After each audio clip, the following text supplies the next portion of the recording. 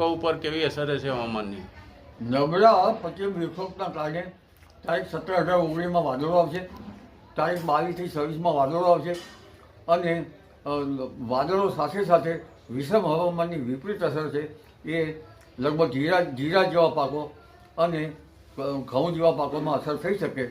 ગરમીની વધઘટથી ઘઉંમાં દાણો પૂરતો પડી જવાની શક્યતા રહે.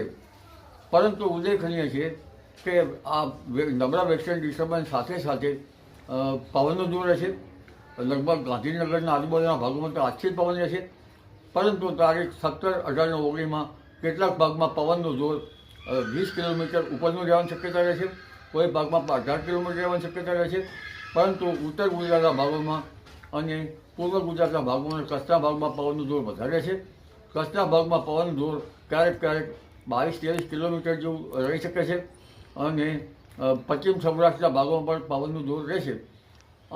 પરંતુ ઉલ્લેખનીય છે કે લગભગ માર્ચ માસમાં હવામાનમાં ઘણા પલટા આવશે અને માર્ચ માસમાં પણ વાદળવાયુ અને ક્યાંક કમોસમી વરસાદ થવાની શક્યતા રહેશે. પરંતુ માર્ચ માસમાં પણ પવનનું જોર રહેશે.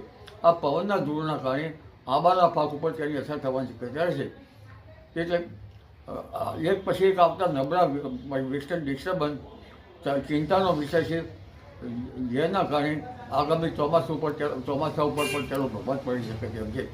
પરંતુ આગામી સમયમાં ગરમી જોરદાર પડશે અને આ ગરમીના કારણે લગભગ ચોમાસું કંઈક સારું થવાની ધારણા કરી શકાય. પરંતુ ઉપલાલી ઉપર વાદળો ઠરે તો જી